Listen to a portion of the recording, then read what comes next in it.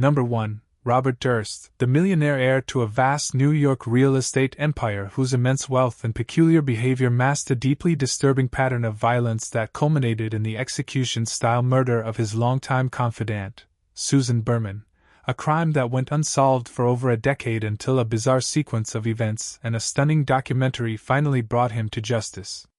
Robert Allen Durst was born on April 12, 1943, into a family that controlled the Durst Organization, a New York City real estate dynasty worth billions, founded by his grandfather Joseph Durst and expanded by his father Seymour Durst. Despite being the eldest son, Robert was always viewed as the black sheep of the family, described by those who knew him as strange, socially awkward, and unsettlingly detached from normal human emotions. His younger brother, Douglas, was groomed from an early age to take over the family business, a decision that would breed a lifetime of seething resentment in Robert. The familial dysfunction was further marred by a traumatic childhood event that Robert claimed fundamentally broke him, the witnessed death of his mother, Bernice, who fell from the roof of the family home in Scarsdale, New York, in 1950, when Robert was just 7 years old. Whether it was a suicide or an accident remains a matter of debate, but the psychological impact on the young boy was profound and lasting. As Robert grew into adulthood, his strangeness became more pronounced, and his relationship with his father deteriorated significantly. In the early 1970s, Seymour Durst made the fateful decision to bypass Robert and hand control of the family empire to Douglas. In 1972, Robert abruptly severed nearly all ties with his family, an act that was highly unusual for someone standing to inherit a share of a multi-billion-dollar fortune. He moved to Vermont, opened a health food store, and attempted to live a completely different life, but the underlying darkness within him could not be escaped. It was during this period of estrangement that he met Kathleen McCormick, a dental hygienist from Niagara Falls, New York. The two married in 1973, and Kathleen eventually moved to New York to be with Robert, but the marriage was deeply troubled. Robert was controlling, emotionally distant, and prone to unpredictable outbursts. By the early 1980s, Kathleen had grown increasingly frustrated with the relationship and had begun telling friends that she wanted a divorce. In January 1982, Kathleen Durst vanished without a trace from the couple's South Salem, New York, home. Robert told police that he had dropped Kathleen off at a train station in Cadena, New York, so she could go to their Manhattan apartment to attend medical school classes, and that he had not seen her since. However, investigators immediately found his story suspicious. There were no witnesses who saw Kathleen at the train station, and she had left behind all her personal belongings, including her purse, keys, and identification, which was highly uncharacteristic for a woman simply going to a class. Despite the glaring inconsistencies and Robert's lack of cooperation with the investigation, police at the time did not have enough physical evidence to arrest him, and the case went cold, leaving Kathleen's family devastated and desperate for answers. Robert, meanwhile, retreated further into isolation, but the disappearance of his wife would prove to be only the beginning of a horrifying saga.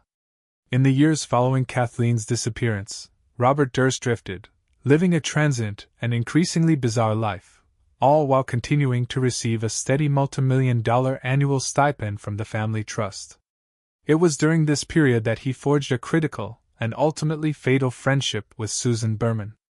Berman was the daughter of a prominent Las Vegas mobster, Dave Berman, and had forged her own successful career as a crime novelist and journalist.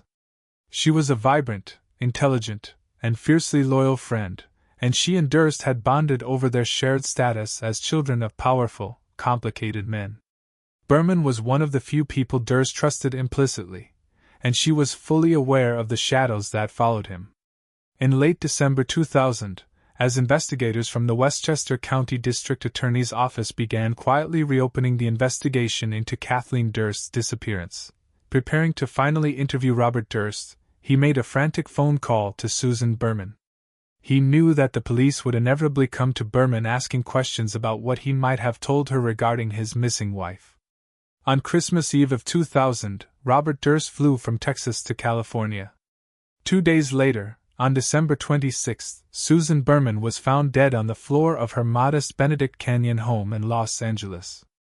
She had been shot once in the back of the head, execution style, by a 9mm handgun. There were no signs of a forced entry, no signs of a struggle, and nothing of value was stolen from the home. It was a cold, calculated hit, carried out by someone Berman trusted enough to let inside, or at least open the door to. The timing of the murder, occurring just days before Westchester investigators were set to speak with her, was not a coincidence, though it would take law enforcement nearly 2 decades to definitively prove it. Following Berman's murder, Robert Durst once again slipped away, seemingly untouchable. But the darkness inside him was escalating, and his next act of violence would be far more public and grotesque.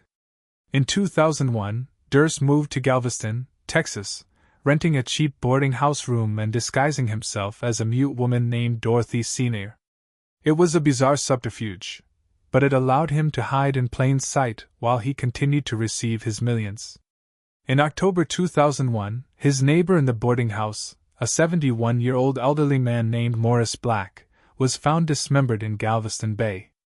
Black's headless, limbless torso was discovered floating in the water by a local fisherman, and the remaining body parts were found in garbage bags nearby.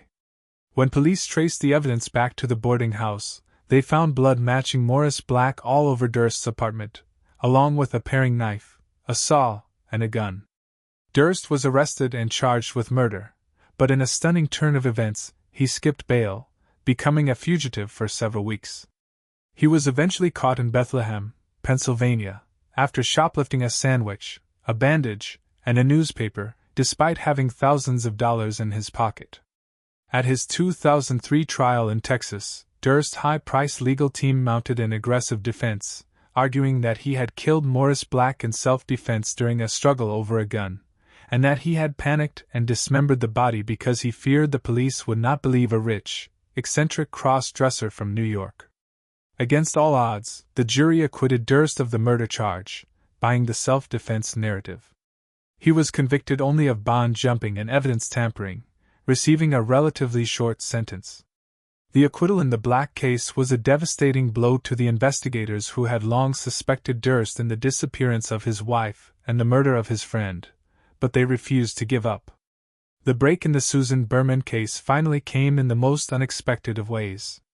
In 2010, director Andrew Uretsky, who had previously directed a fictional film loosely based on Robert Durst's life, began working with Durst on an extensive documentary series for HBO titled The Jinx: The Life and Deaths of Robert Durst.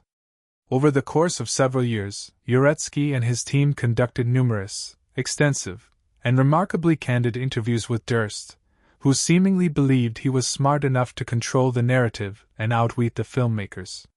The documentary delved deeply into the disappearance of Kathleen, the murder of Susan Berman, and the dismemberment of Morris Black, presenting a mountain of circumstantial evidence that pointed directly at Durst.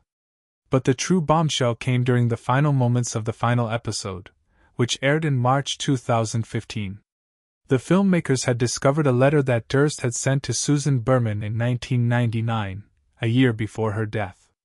The letter contained a bizarre block-lettered address that read Beverly Hills, with an extra E in Beverly. This was highly significant because just days after Susan Berman was murdered, the Beverly Hills Police Department received an anonymous letter, also written in block letters, directing them to a cadaver at Berman's address. That anonymous letter also misspelled Beverly Hills as Beverly. For over 15 years, the author of the cadaver letter had been a mystery, but the matching misspelling strongly suggested that Robert Durst had written both letters. When Uretsky confronted Durst with this devastating evidence in the final interview, Durst appeared visibly shaken. After the interview concluded, Durst went to the bathroom, still wearing a live microphone that was recording his private mutterings. Unaware that the audio was being captured, Durst whispered to himself, "There it is. You're caught. What the hell did I do? Killed them all, of course." It was a staggering, inadvertent confession that sent shockwaves across the country. Hours before the final episode aired, Robert Durst was arrested in a New Orleans hotel room by FBI agents and local police, charged with the first-degree murder of Susan Berman. The arrest was not without further bizarre twists. Police found a small arsenal of weapons, marijuana, and a fake identification card in his hotel room, leading to additional charges in Louisiana that delayed his extradition to California for over a year.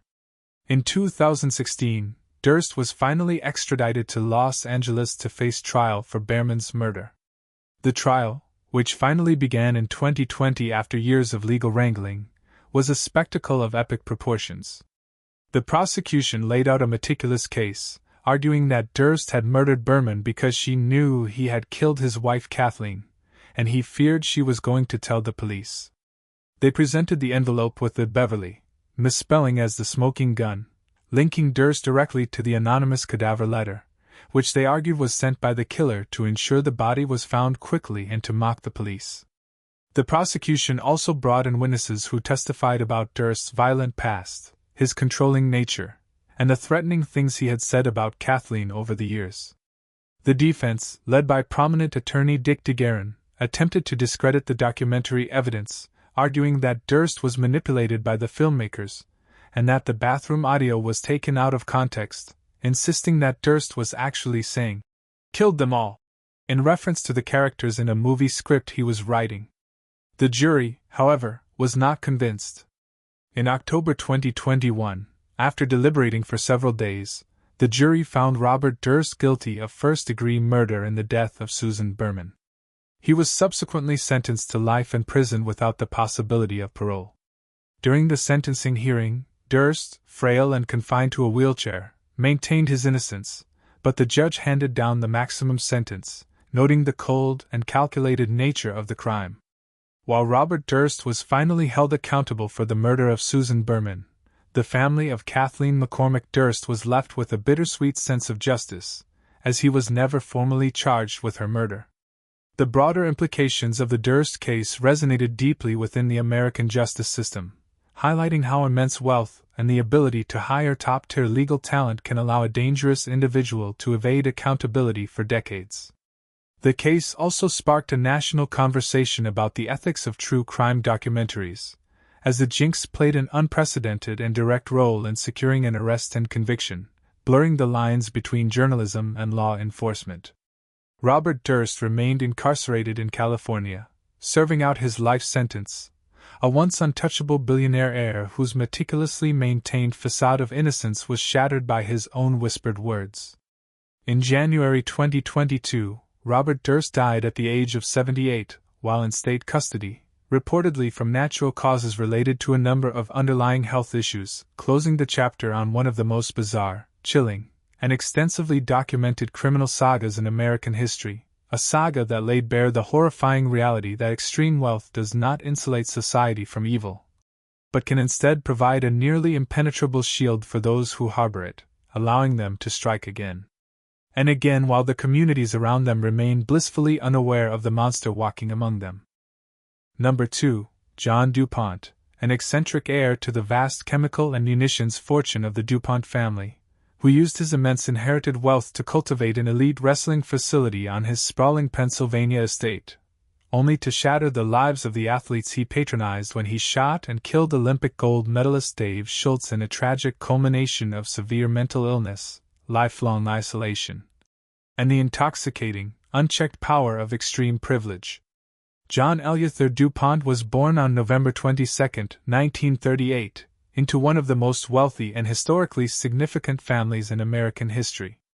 The DuPont family had built a sprawling industrial empire beginning in the early 19th century, initially manufacturing gunpowder and later expanding into chemicals, materials science, and a myriad of other industries, amassing a fortune that essentially placed them in the upper echelons of American royalty. Despite being born into a world of unimaginable luxury, John DuPont's childhood was deeply dysfunctional and emotionally barren. His father, William DuPont Jr., was a distant and controlling figure who was largely absent from his son's daily life, and his mother, Jean Austen DuPont, was a deeply troubled woman who suffered from severe mental health issues and was excessively protective of her son to the point of profound psychological suffocation. She reportedly discouraged John from forming normal childhood friendships, instilling in him a deep sense of paranoia and a lifelong inability to connect with other human beings on a meaningful level. His parents eventually divorced, a scandalous event in high society at the time, and John was raised primarily by his mother on a massive estate in Leicester Hall, Pennsylvania, where he was isolated from the outside world and indulged in his eccentric interests, which from a very young age centered almost exclusively on the natural sciences, particularly ornithology and the study of birds. As a young man, DuPont exhibited increasingly strange behavior, but his staggering wealth insulated him from the normal societal consequences that someone of lesser means would have inevitably faced. He attended prestigious universities, earning a doctorate in natural science from Villanova University in 1973, though many who knew him viewed his academic pursuits as the obsessive fixations of a deeply disturbed mind rather than the genuine scholarly achievements of a brilliant academic. Following the death of his mother in the late 1980s, John DuPont inherited a massive fortune, estimated to be in the hundreds of millions of dollars, which provided him with absolute financial autonomy and the ability to construct an elaborate, insulated world that catered entirely to his own bizarre desires and delusions. He purchased a sprawling, heavily wooded estate in Newtown Square, Pennsylvania, a property that would eventually encompass roughly 800 acres and become his personal kingdom. Initially, DuPont focused his obsessive attention and financial resources on the study of wrestling, a sport he had developed a strange, almost parasitic fascination with despite having absolutely no personal athletic background or aptitude for it. He began sponsoring local wrestling clubs and eventually, in the late 1980s, decided to build a world-class amateur wrestling training facility directly on his estate, which he named Foxcatcher Farm. The creation of Team Foxcatcher was a masterclass in the manipulative power of extreme wealth. DuPont offered elite wrestlers, including Olympic hopefuls and established national champions, a seemingly irresistible proposition. He would provide them with free housing on his expansive estate, pay them generous stipends, cover all their training expenses, and give them access to state-of-the-art facilities, all with no strings attached other than their commitment to train and compete under the Foxcatcher banner. For many young athletes who came from modest, working-class backgrounds and were struggling to financially support their Olympic dreams, DuPont's offer was a godsend, and dozens of the best wrestlers in the country flocked to Newtown Square. Among them was David Mark Schultz, known to his friends and family as Dave, a tremendously talented wrestler who had won a gold medal at the 1984 Summer Olympics in Los Angeles, and was widely considered one of the premier freestyle wrestlers in the world. Dave Schultz was everything John DuPont was not. He was warm, gregarious, deeply empathetic, universally liked, and possessed a stable, loving family life. He moved on to the Foxcatcher estate with his wife, Nancy, and their 2 young children, and he quickly became the emotional and athletic cornerstone of the program. Dave possessed a unique ability to manage DuPont's eccentricities, humoring the older man's strange demands and sudden mood swings with a patience and grace that few others could muster. Dave's older brother, Mark Schultz, was also an Olympic champion, having won a gold medal alongside Dave in 1984, and he too lived and trained at Foxcatcher for a period, though Mark's relationship with DuPont was far more volatile and strained, as Mark was acutely aware of DuPont's underlying cruelty and deep-seated psychological issues. As the years progressed, John DuPont's behavior on the estate became increasingly erratic, unpredictable, and deeply disturbing, a deterioration that was blatantly obvious to everyone living and working at Foxcatcher but which went completely unchecked because of his absolute financial control over their lives. DuPont began displaying symptoms of severe paranoid schizophrenia, though he was never formally diagnosed with the condition until after the murder. He developed an irrational and intense hatred for certain individuals on the estate, banishing them from the property for minor or completely fabricated slights. He drove around the grounds in a tank, a vehicle he had purchased with his vast wealth, wearing military uniforms and carrying loaded firearms, terrifying the wrestlers and their families. He hoarded animals, keeping a bizarre menagerie of exotic and dangerous creatures on the property, including lions, tigers, and bears, which he kept in inadequate enclosures, further reinforcing the atmosphere of a surreal, predatory zoo rather than an elite athletic training camp. He frequently made bizarre, grandiose statements, claiming to be a god, a prophet, or the reincarnation of various historical figures, delusions that the wrestlers largely ignored or tolerated because their livelihoods and Olympic aspirations depended entirely on his continued financial patronage. The power dynamic on the estate was incredibly toxic. The wrestlers were essentially indentured servants to a deeply unwell billionaire, trapped in a gilded cage where speaking out against his abuse risked losing everything. Dave Schultz, who by the early 1990s had transitioned from active competition to coaching, remained one of the few people who could consistently calm DuPont down and manage his most severe episodes, a role that placed an immense psychological burden on Dave but which he bore out of a sense of responsibility to the other athletes and their families who relied on the Foxcatcher program. By 1996, however, DuPont's mental state had deteriorated to a critical, dangerous point. He had become heavily addicted to alcohol and prescription medications, which further exacerbated his paranoid delusions. He began to openly express a bizarre, unfounded belief that Dave Schultz was involved in a vast conspiracy against him, secretly plotting to steal his money, sabotage the wrestling program, and ultimately kill him. These accusations were completely baseless and absurd, as Dave Schultz was unequivocally the most loyal and dedicated member of the Foxcatcher team, but DuPont's shattered mind could not be reasoned with. On the morning of January 26, 1996, the paranoid delusions that had been festering in John DuPont's brain for years finally erupted into an act of senseless, catastrophic violence. Dave Schultz was sitting in his silver Ford Bronco in the driveway of his home on the Foxcatcher estate, talking to a wrestler who was sitting in the passenger seat, going over training schedules and preparing for upcoming competitions. John DuPont, driving a black Lincoln Continental, pulled up alongside the Bronco. According to multiple witnesses, DuPont exited his vehicle, raised a semi-automatic rifle, and without saying a single word or issuing any warning, opened fire on Dave Schultz. He shot the unarmed Olympic champion multiple times at point-blank range, striking him in the chest, the back, and the arm. The sheer suddenness and brutality of the attack left the witnesses paralyzed with shock. As Dave lay mortally wounded in the driveway, DuPont calmly walked back to his car and drove the short distance to his own mansion on the estate, locked himself inside, and barricaded the doors.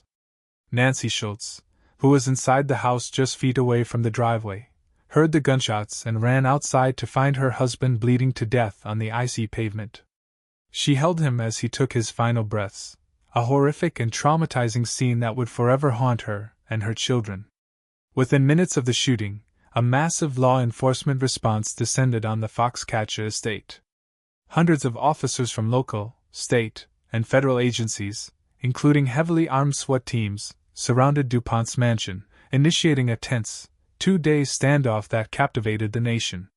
DuPont, heavily armed and entrenched in his sprawling home, refused to surrender, occasionally communicating with negotiators over the phone but largely remaining irrational and delusional, at times insisting that he had done nothing wrong and that he was the actual victim of a vast conspiracy. The standoff finally came to an end on January 28, 1996, when DuPont walked out of his front door to turn up the thermostat in an outbuilding. Observing the movement, tactical officers rushed the door, overcoming DuPont's brief physical resistance, and taking him into custody without any further shots being fired. He was subsequently charged with first-degree murder and a multitude of related weapons offenses. The trial of John DuPont commenced in the fall of 1996 in Media, Pennsylvania, and it quickly became a media spectacle of unprecedented proportions, drawing intense scrutiny from journalists and legal analysts across the globe, all fascinated by the grotesque intersection of limitless wealth, severe mental illness, and cold-blooded murder. The prosecution, led by Delaware County District Attorney Patrick Meehan, presented a straightforward and devastating case, arguing that DuPont had meticulously planned the murder, pointing to the fact that he had armed himself with a high-powered rifle, driven directly to Dave Schultz's home, and executed him in cold blood. They argued that his actions were premeditated and that his erratic behavior in the months leading up to the shooting demonstrated a clear consciousness of guilt. The defense, led by prominent attorney Thomas Bergstrom, did not attempt to argue that DuPont was innocent of the shooting, as the eyewitness testimony was overwhelming and irrefutable. Instead, they pursued a strategy of arguing that DuPont was not guilty by reason of insanity, a legally perilous path that required them to prove that DuPont was completely unable to comprehend the nature and quality of his actions, or that what he was doing was wrong at the exact moment he pulled the trigger. The defense paraded a series of forensic psychiatrists to the stand, all of whom testified that DuPont suffered from severe, debilitating paranoid schizophrenia, a condition that had gone completely untreated for decades because his immense wealth and isolated lifestyle had allowed him to insulate himself from any forced medical or psychological intervention. They detailed his bizarre delusions, his grandiose beliefs, his profound paranoia, and his complete disconnection from reality. The prosecution countered with their own psychiatric experts, who acknowledged that DuPont was undoubtedly mentally ill but argued that he knew exactly what he was doing when he shot Dave Schultz, pointing out that he had successfully evaded the police, barricaded himself in his home, and orchestrated a tactical defense during the standoff, behaviors that demonstrated a clear, rational understanding of the criminality of his actions. In a compromise verdict that reflected the immense difficulty of navigating the complex intersection of mental illness and criminal culpability, the jury ultimately rejected the outright insanity defense but found John DuPont guilty of third-degree murder, a lesser charge that indicated they believed he suffered from a mental abnormality that diminished his capacity but did not completely absolve him of criminal responsibility. He was also found guilty of voluntary manslaughter. The judge sentenced him to a term of 13 to 30 years in state prison, a sentence that many, including Nancy Schultz and the broader wrestling community, felt was far too lenient given the gravity of the crime and the devastating loss of a beloved husband, father, and national hero. John DuPont was remanded to the custody of the Pennsylvania Department of Corrections, where he spent the rest of his life as a highly isolated and closely monitored inmate, a bizarre and pathetic figure who had traded his magnificent estate for a tiny prison cell. He never expressed genuine remorse for the murder of Dave Schultz, continuing to harbor the delusional beliefs that had driven him to commit the act in the first place. On December 9, 2010, at the age of 72, John DuPont was found unresponsive in his cell at the State Correctional Institution at Laurel Highlands. He was pronounced dead a short time later, and the official cause of death was determined to be natural causes, specifically a combination of chronic obstructive pulmonary disease and cardiovascular disease, though the profound psychological and physical toll of his decades of severe mental illness and complete social isolation undoubtedly contributed to his decline. The murder of Dave Schultz by John DuPont sent shockwaves far beyond the confines of the Foxcatcher estate, profoundly impacting the American amateur wrestling community, which lost one of its greatest ambassadors and most beloved figures in a senseless act of violence. The case also served as a grim and enduring reminder of the catastrophic consequences that can arise when extreme wealth is allowed to completely insulate a deeply disturbed individual from the medical intervention and societal accountability that would otherwise prevent such a tragedy, exposing the dark, dangerous underbelly of a privileged world where money buys silence, compliance, and ultimately, the cover of darkness required for evil to flourish unchecked until it inevitably consumes the innocent. Number 3. Lyle and Eric Menendez, two young men born into the sun-drenched, millionaire enclave of Beverly Hills, California, who shattered the illusion of their family's picture-perfect existence when they shotgunned their parents to death in the living room of their opulent mansion, unleashing a legal and cultural firestorm that forced the nation to grapple with the deeply disturbing reality of generational abuse hidden behind the closed doors of extreme wealth. Joseph Lyle Menendez was born on January 10, 1968, and his younger brother, Eric Galen Menendez, followed on November 27, 1970, born into a life of staggering privilege that appeared to those on the outside to be the ultimate American dream. Their father, José Menendez, was a Cuban immigrant who had fled the revolution with nothing but his fierce ambition and an unparalleled work ethic, eventually clawing his way up the corporate ladder to become a highly successful and ruthlessly demanding entertainment executive. Jose held top executive positions at major companies, most notably serving as the CEO of Live Entertainment, a giant in the home video and multimedia industry, amassing a personal fortune that afforded his family a lifestyle of unimaginable luxury, complete with a sprawling mansion on Elm Drive in Beverly Hills, luxury cars, exclusive country club memberships, and vacations on private yachts. Their mother, Mary Louise Anderson, known as Kitty, was a former beauty queen from Illinois who had married Jose in 1963 and devoted herself to maintaining the family's elite social standing, though her own mental health struggles and profound insecurities were quietly festering beneath her polished exterior. To the outside world, the Menendez family was the absolute epitome of Californian success, a handsome, wealthy, and deeply connected clan that seemed to effortlessly navigate the highest echelons of Los Angeles society. But the reality inside the heavily fortified walls of the Elm Drive mansion was a nightmare of psychological terror, physical violence, and profound emotional degradation that would ultimately forge the brothers into killers. From a very young age, Lyle and Eric were subjected to a regime of abuse that was as relentless as it was horrifying, inflicted primarily by their father, Jose, but enabled and exacerbated by their mother, Kitty. Jose Menendez was a classic narcissist who viewed his sons not as individuals to be nurtured and loved, but as extensions of his own ego, instruments to be molded and perfected to reflect his own grandiose self-image. The abuse took many forms, ranging from severe, degrading psychological torment to horrific acts of physical violence that left lasting scars on both boys. Jose would frequently fly into violent, uncontrollable rages over perceived failures or minor infractions, beating the boys with belts, his bare hands, and whatever objects were nearby, often targeting their genitals in a sadistic attempt to emasculate them and assert total dominance. However, the most profound and deeply damaging abuse was sexual. Beginning when Eric was just a young child and continuing into his late teens, Jose repeatedly molested and raped his youngest son, using the threat of physical violence and emotional manipulation to ensure Eric's silence. Lyle, though subjected to slightly different forms of abuse, was not spared the sexual degradation, with Jose forcibly performing oral sex on him on multiple occasions and subjecting him to similarly horrific violations. The abuse was not a secret between the father and the sons. Kitty was fully aware of what was happening, a fact that the brothers would later reveal with devastating clarity during their trials.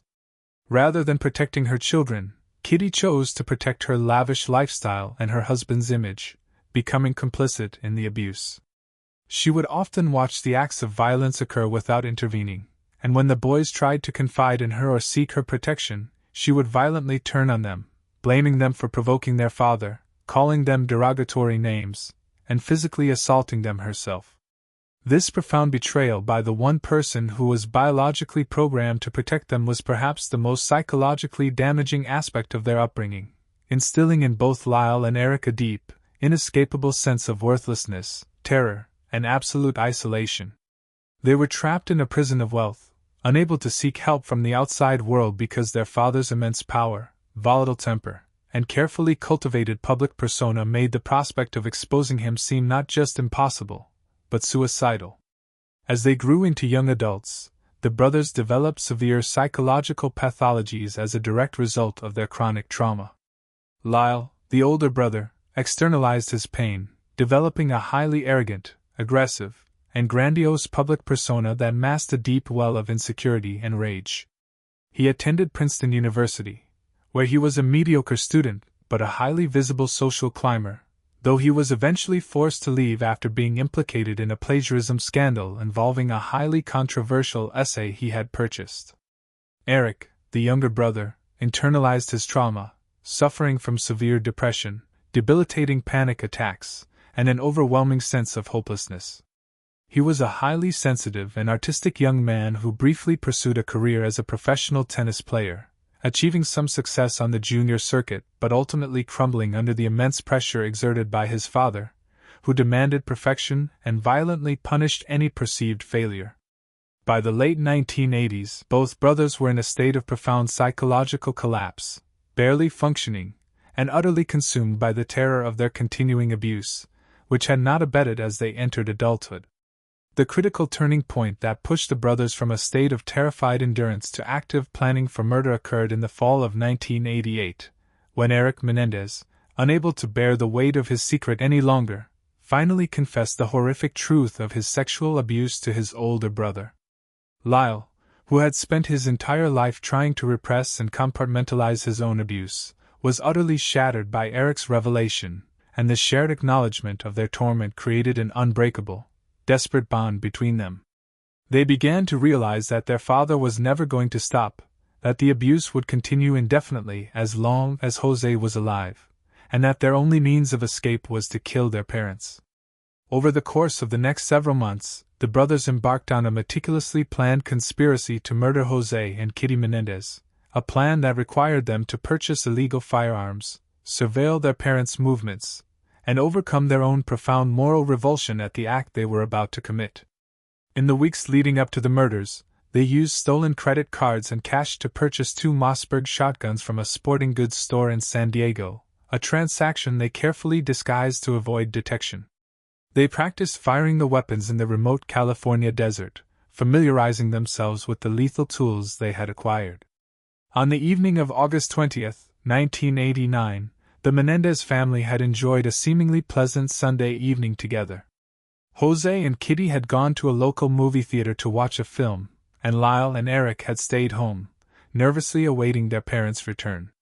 When Jose and Kitty arrived back at the Elm Drive mansion shortly before midnight, they settled into the den, a cozy room equipped with a television and plush recliners, to watch a late-night movie. Kitty was sitting on the floor, eating a bowl of strawberries, and Jose was reclining in his chair. Lyle and Eric left the house, retrieved the shotguns from the trunk of their car, and crept back into the mansion through a side door. They burst into the den and, without issuing any warning or demand, opened fire on their parents. The first blast hit Jose Menendez in the back of the head, obliterating his skull and killing him instantly. Kitty, who had been sitting just feet away, screamed in terror and attempted to crawl away across the blood-soaked carpet. But the brothers chased her, firing multiple blasts into her body as she fled. After unloading their weapons, Lyle and Eric fled the mansion, panicked and covered in their parents' blood, driving to a nearby hillside where they discarded the shotguns and their bloody clothing before returning home and calling 911, frantically reporting that someone had broken into their house and murdered their parents. When the Beverly Hills Police Department arrived at the scene, they were confronted with one of the most gruesome and violently bloody crime scenes in the city's history. The sheer volume of blood, tissue, and bone matter in the den was staggering, and the initial responding officers were completely convinced by the brothers' tearful, hysterical performance of innocent victims who had stumbled upon a horrific home invasion. However, as the investigation progressed over the following weeks and months, a series of glaring inconsistencies and deeply suspicious behaviors began to erode the brothers' carefully constructed alibi. The police noted that the crime scene showed absolutely no signs of forced entry, and nothing of value had been stolen from the heavily fortified mansion, making the random home invasion theory highly improbable. More importantly, Lyle and Eric's behavior in the months following the murders was wildly inconsistent with that of grieving sons. Rather than mourning quietly, they embarked on an immediate, frenzied, and highly conspicuous spending spree, purchasing luxury cars, expensive watches, a $650,000 tennis club in Newport Beach, and a $300,000 condominium in Marina del Rey, burning through nearly $1 million of their father's estate in just a few short months. They also hired a highly controversial and flamboyant defense attorney, Gerald Chalef, to represent them in the estate proceedings, a move that struck many in the district attorney's office as highly unusual for innocent victims. The investigation dragged on for 6 months, with the police focusing heavily on Lyle and Eric but lacking the physical evidence, specifically the murder weapons, required to make an arrest. The break in the case finally came in early 1990, when Eric Menendez, utterly consumed by unbearable guilt, debilitating panic attacks, and profound psychological distress, confessed the murders to his psychologist, Dr. Jerome Oziel. Eric had begun seeing Dr. Oziel shortly after the murders to cope with his severe trauma, and over the course of several months, he revealed the full, horrifying truth of what he and Lyle had done. Dr. Oziel, a deeply flawed and ethically compromised individual, did not immediately report the confession to the authorities as required by law, but instead attempted to use the information to his own advantage, discussing the murders with his mistress, Judalyn Smith, in an attempt to impress and control her. When Oziel and Smith had a falling out, Smith, who had been present during one of Eric's sessions where he explicitly confessed to the murders, went directly to the Beverly Hills Police Department and provided them with the explosive information. Armed with this crucial testimony, the police finally had the probable cause they needed to act. On March 8, 1990, Lyle and Eric Menendez were arrested and charged with 2 counts of first-degree murder and conspiracy to commit murder. The arrest of the Menendez brothers ignited a media frenzy of epic proportions, a circus-like atmosphere that would endure for years and completely transform the case from a local homicide investigation into a national obsession. The televised legal proceedings that followed were among the first true trial of the century spectacles, predating the O.J. Simpson trial by a few years and establishing many of the tropes and cultural touchstones that would come to define the era of court TV and wall-to-wall true crime coverage. The first trial began in the summer of 1993, presided over by Judge Stanley Weisberg, and it immediately became apparent that the case was going to be a brutal, emotionally exhausting battle between 2 diametrically opposed narratives of the Menendez family. The prosecution, led by Deputy District Attorneys Pam Bozanik and David Kahn, painted a chilling portrait of 2 greedy, entitled, and cold-blooded sociopaths who had ruthlessly murdered their loving parents for no other reason than to inherit their massive fortune and fund their lavish lifestyle. The prosecution meticulously detailed the brothers' spending spree, highlighting the luxury cars, the expensive restaurants, and the extravagant trips they had taken in the months following the murders, arguing that this was the clear, undeniable motive for the killings. They brought in a parade of friends, relatives, and associates of the Menendez family who testified that Jose and Kitty were wonderful, loving, and deeply supportive parents who had provided their sons with every possible advantage in life, completely denying the brothers' claims of abuse. The prosecution argued that the brothers had fabricated the abuse allegations as a last-ditch, desperate legal strategy to avoid the death penalty, pointing out that neither brother had ever reported the abuse to any authority figure, teacher, doctor, or friend prior to the murders. The defense, led by a team of highly skilled attorneys including Leslie Abramson for Eric and Jill Lansing for Lyle, mounted a counter-narrative that was as emotionally devastating as it was legally unprecedented. They argued that Lyle and Eric had not committed murder for financial gain, but had instead been driven to kill by a lifetime of unimaginable sexual, physical, and psychological abuse at the hands of their parents, and that the killings were an act of desperate self-preservation by 2 traumatized young men who believed, with genuine and reasonable justification, that their father was going to kill them if they did not strike first. To prove this, the defense called Eric Menendez to the stand, where he delivered a shocking, deeply disturbing, and highly graphic testimony detailing years of horrific sexual abuse by his father, testimony that was so emotionally raw and specific that it left the jury and the television audience in stunned silence. Lyle also testified, corroborating his brother's account and describing the profound psychological torment that had consumed them both. The defense also called upon a series of expert witnesses in psychology and psychiatry, including Dr. and Tyler, who testified about the dynamics of child sexual abuse, the concept of battered child syndrome, and the specific ways in which chronic trauma can lead to a delayed, explosive reaction of violence.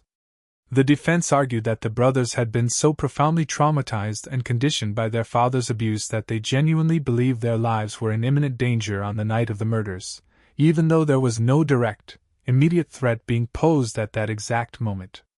The first trial ended in a deadlock in January 1994, with the jury unable to reach a unanimous verdict on either brother, resulting in a mistrial. While the jury had largely rejected the prosecution's pure greed narrative, they had also been unable to fully embrace the defense's imperfect self-defense theory, resulting in a deeply fractured and conflicted jury room. A second trial was ordered, and it commenced in the fall of 1995, this time presided over by a different judge, Judge Robert J. Parks. The legal landscape had shifted significantly between the first and second trials, and the defense faced a much more difficult uphill battle. Judge Parks made a series of critical evidentiary rulings that severely limited the defense's ability to present their abuse evidence, excluding some of the most graphic and emotionally compelling testimony that had been heard during the first trial. The prosecution, having learned from the mistakes of the first trial, refined their strategy, continuing to hammer home the financial motive and the brothers' post-murder spending spree, while forcefully attacking the credibility of the abuse claims. The second jury, unlike the first, was not sequestered, and they were exposed to a relentless barrage of media coverage that heavily favored the prosecution's narrative of greedy, spoiled rich kids getting away with murder. In March 1996, after deliberating for a much shorter period than the first jury, the second jury found Lyle and Eric Menendez guilty of 2 counts of first-degree murder and 1 count of conspiracy to commit murder. The judge sentenced them both to life in prison without the possibility of parole, a sentence that was mandatory under California law given the special circumstances of multiple murder and lying in wait. The verdict and sentencing were met with wildly divergent reactions from the public. Those who believed the prosecution's narrative felt that justice had finally been served, that 2 cold-blooded killers had been appropriately punished for their greed and ruthlessness. However, a massive and highly vocal segment of the public, along with numerous advocates for survivors of child sexual abuse, felt that the verdict was a profound miscarriage of justice, arguing that the legal system had fundamentally failed to understand or adequately account for the devastating, life-altering impact of severe, chronic childhood trauma.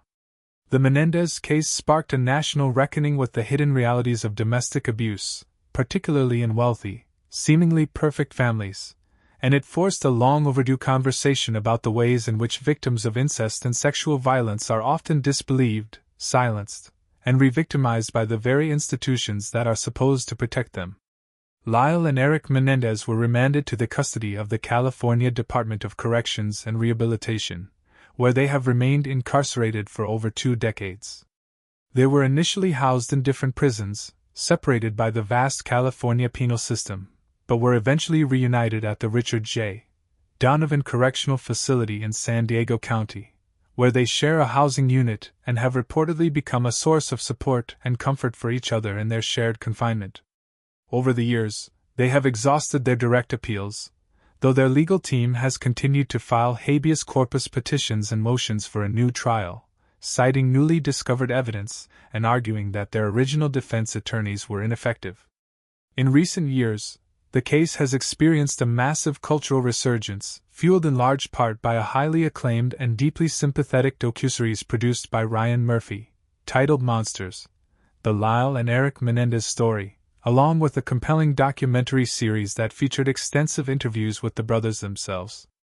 This renewed public attention has brought intense, unprecedented scrutiny back to the case, leading to a growing, highly organized movement demanding that the brothers be granted a new trial or, at the very least, have their sentences commuted by the governor of California. This movement has been bolstered by the emergence of new evidence, most notably a letter that Eric Menendez wrote to his cousin Andy Cano in December 1988, months before the murders, in which he explicitly described being sexually abused by his father. A letter that the defense argues proves the abuse was not a fabricated post-murder legal strategy, but a lived reality that Eric was desperately trying to communicate to someone, anyone, who might be able to help him. Additionally, a former member of the boy band Menudo, Roy Rossello, came forward publicly to allege that Jose Menendez had drugged and raped him when he was a teenager in the early 1980s, a claim that, while not directly related to the brothers' case, powerfully corroborates the defense's assertion that Jose Menendez was a serial sexual predator who used his wealth and power to exploit and abuse vulnerable young men. In October 2023, Los Angeles County District Attorney George Gaskin announced that his office was formally reviewing the new evidence in the Menendez case, a significant procedural step that could potentially lead to a recommendation for resentencing or even a new trial. The Menendez family, including Kitty Menendez's sister, Joan Vandermeulen, has publicly and passionately advocated for the brothers' release, stating that they now fully believe the abuse occurred and that the brothers have suffered enough. The broader implications of the Menendez case continue to reverberate through the American legal and cultural landscape, serving as a stark and enduring reminder that the facades of wealth, success, and social perfection can often conceal the most horrific of domestic horrors, and that the legal system's ability to comprehend and adjudicate the complex, devastating consequences of generational trauma remains deeply flawed and profoundly inadequate, leaving two young men who were raised in a mansion to die in a prison cell, their lives entirely defined by the monstrous sins of the father who created them and the society that refused to believe them.